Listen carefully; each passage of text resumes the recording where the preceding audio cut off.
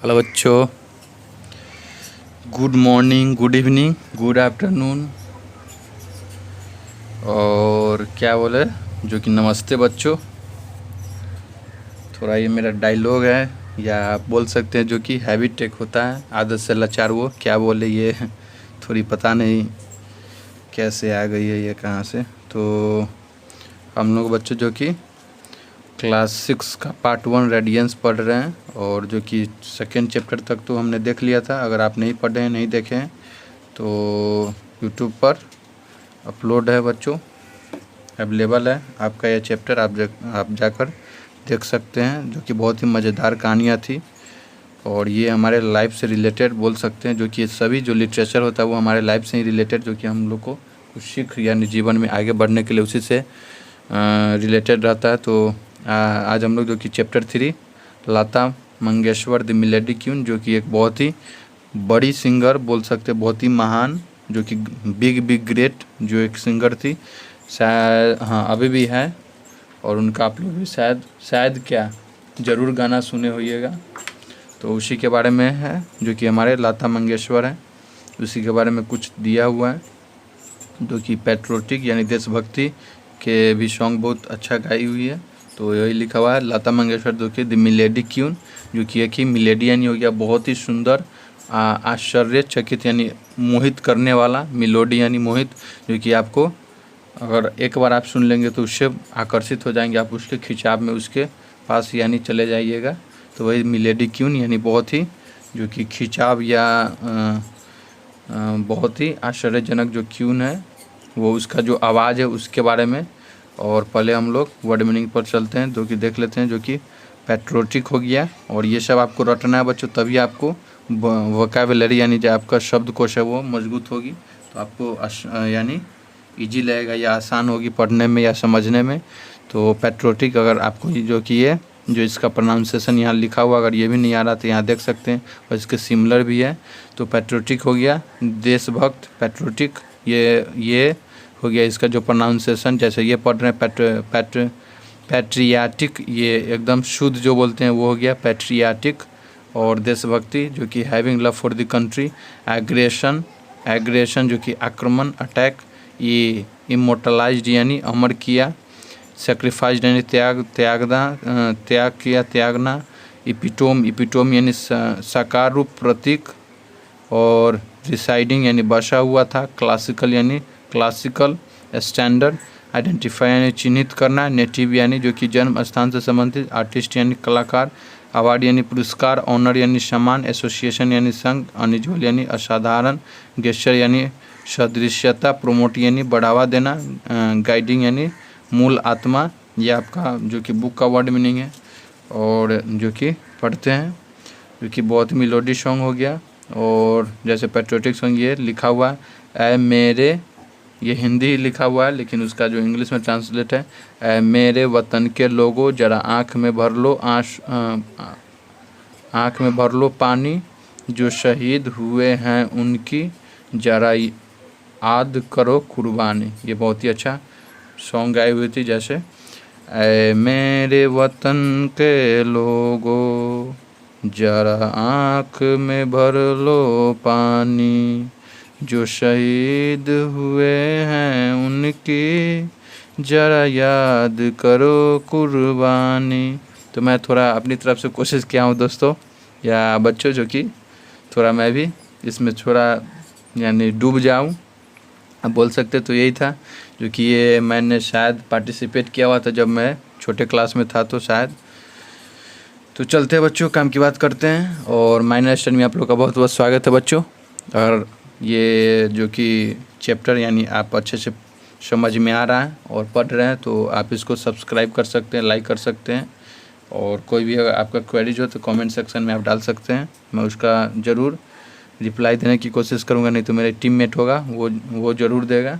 और मैं भी आता हूँ जो कि शनिवार या बुधवार, जैसे हफ्ता में 2-3 दिन, अभी कोई फिक्स मेरा टाइम नहीं है, लेकिन मैं भी वहाँ पे आ जाता हूँ, जो कि लाइव में या कुछ कमेंट सेक्शन में। तो चलते हैं। और अगर सब्सक्राइब या लाइक नहीं करना तो कोई बात नहीं बच्चों, लेकिन शेयर ज़रूर करें, जो कि अगर आप नहीं पढ़ना चाहते तो जो भी दूसरे बच्चे हैं उनके पास ज़रूर पहुँचा दीजिए। तो चलते हैं अब, जो कि हम एक बार फिर से बोल दे रहे हैं, क्लास 6 का रेडियंस पार्ट 2 तक तो हमने पढ़ लिया था और आज हम लोग पार्ट 3 पढ़ने जा रहे हैं। तो पढ़ते हैं। Tears enrolled down unchecked and Nehru के वेप्ट लाइक अ चाइल्ड, जो कि ये गाना अगर चलता है तो लिखा हुआ है जो कि टीयर यानी आंसू हो गया, जो कि बूंद बूंद की तरह रोलिंग यानी जो टपक रहा है अपने जो कि गाल के, जो कि नेहरू है वो कैसे रो रहे हैं, जो कि बच्चा की तरह रो रहे हैं। To hot here the patriotic, जो कि ये देशभक्ति गाना सुनकर जो कि नेहरू थे वो उसके आँख से आंसू आ रहा, चीकी यानी गाल पे लुढ़क लुढ़क कर जो कि आंसू है वो नीचे गिर रही है।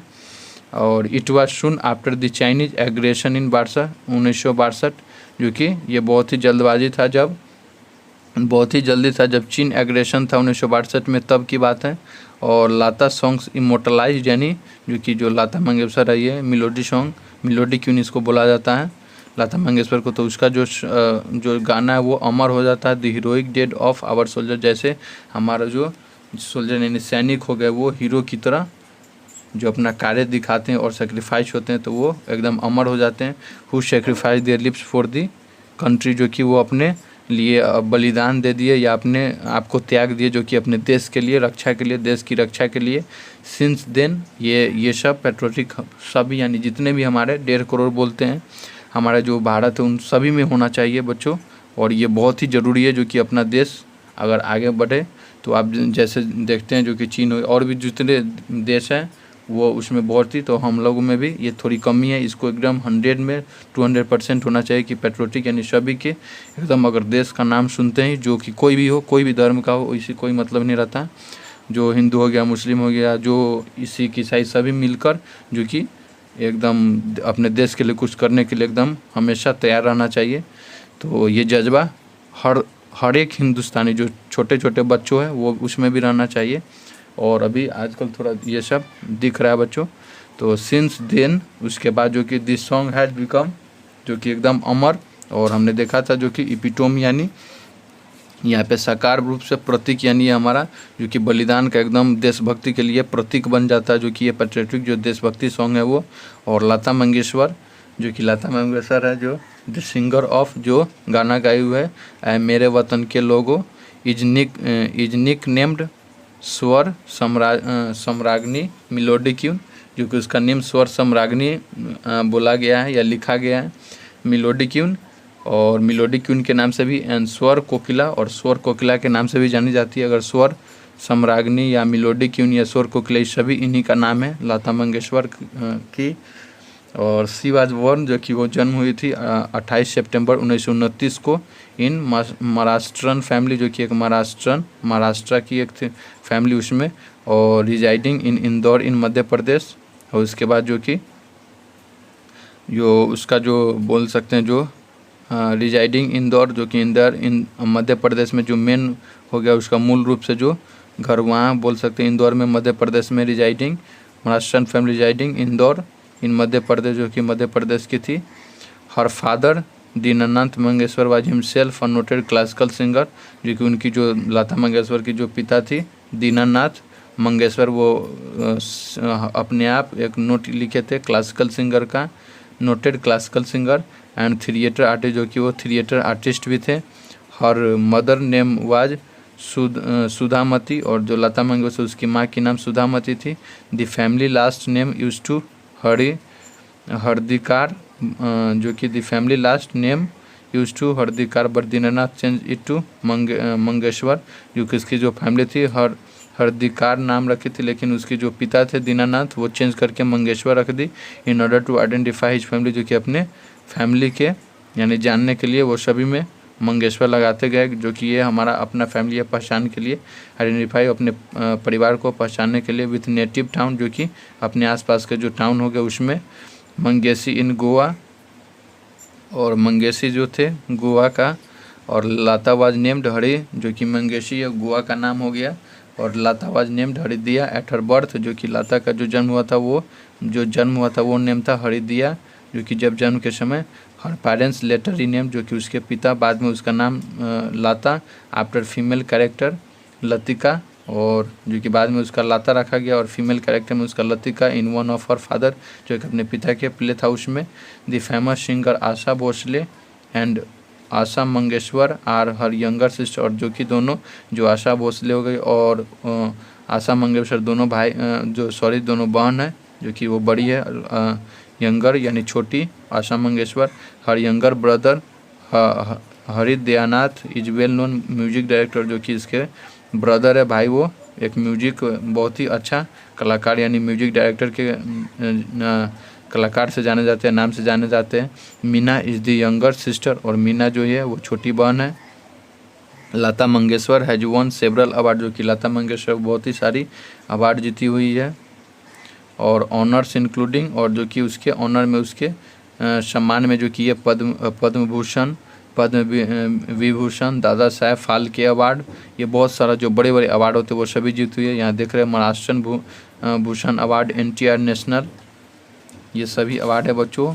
इसके लिए बहुत ही तरह जाता है कोई भी अवार्ड, यानी बहुत ही गर्व की बात है और बहुत ही बड़ी बात है। इन एडिशन टू ये हमारे देश की है। और तो in addition to their national film award, वो नेशनल फिल्म अवार्ड भी जीत चुकी है। और 12 बंगाल फिल्म जर्नलिस्ट एसोसिएशन और 12 जो कि जर्नलिस्ट एसोसिएशन अवार्ड जीती हुई है, जो कि बंगाल की।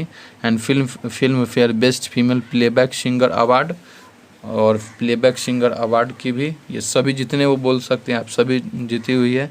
और 1969 she made the unusual gesture of giving up the Filmfare best female playback award in order to promote fresh talent को, ये अपने दान कर दी थी जो अवार्ड था ये, जो कि फिल्म फेयर फ्रेश टैलेंट को उसको आगे पहचाने उभारने में, जो हमारा नया नया जो टैलेंट आता है उसको।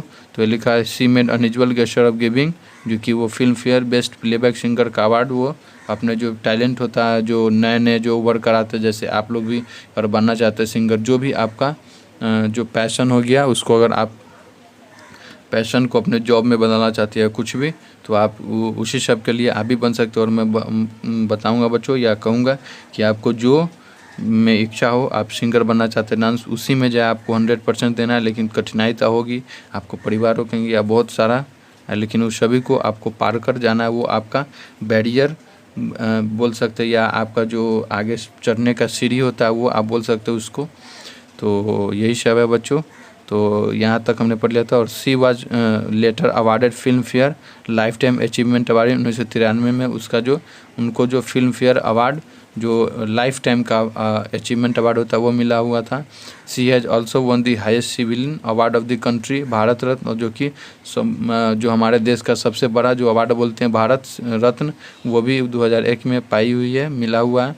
Our country is proud of her, और जो कि हमारा देश है वो उनसे बहुत ही गर्वान्वित महसूस करती है। She stands as guiding principle for young budding vocalist, और जो कि वो बहुत ही बड़े गाइडिंग प्रिंसिपल अपने जो नए जनरेशन का होता है वो एक बोल सकते हैं जो टीचर हो गए, उसको गाइडिंग करने वाले, देखभाल करने वाले, जो बहुत ही बड़ी बात है।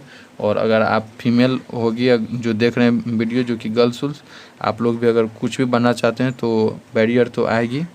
और जो कि आप लोग थोड़ा गांव से होंगे तो और भी आपको कठिनाई, लेकिन आप जैसे बोल सकते हैं जैसे सीढ़ी हो गई, धीरे धीरे हम लोग जैसे पढ़ते हैं, जैसे नर्सरी हो गया, LKG UKG 1 हो गया, 2 हो गया, 3, इस तरह से हम लोग पढ़ते हैं, उसी तरह से आपको लाइफ में भी आगे बढ़ना है। तो ये हमारा चैप्टर बच्चों ख़त्म हो चुका है, और आई थिंक आप लोग को समझ में आई होगी अच्छी तरह से। और अगर आपको ये क्वेश्चन आंसर चाहे तो आप कमेंट सेक्शन में डाल सकते हैं। और जो कि एक कोई बच्ची थी वो मुझसे नंबर मांग रही थी व्हाट्सएप का, तो मैंने वो भी प्रोवाइड कर दिया है। और अगले लेक्चर में हम लोग जो कि चैप्टर 4 पढ़ेंगे बच्चों। तो आई होप आप लोग को अच्छी तरह से समझ में आई होगी। और अब तो मैं ज़्यादा नहीं बोलूँगा, सब्सक्राइब करो, लाइक करो, अगर आपको पसंद आया हो तो कर सकते हैं। और मैं एक ही बात बोलूँगा, ज़्यादा से ज़्यादा शेयर करें कि दूसरे बच्चे तक पहुँच सके, जो कि वो अभी से ही तैयारी कर सके, जो कि आगे भविष्य में जो कि कुछ बनना चाहते हैं उसके लिए बच्चों। तो चलते हैं बच्चों, नमस्ते बच्चों, फिर से अगले लेक्चर में मिलते हैं चैप्टर 4 के साथ। नमस्ते बच्चों।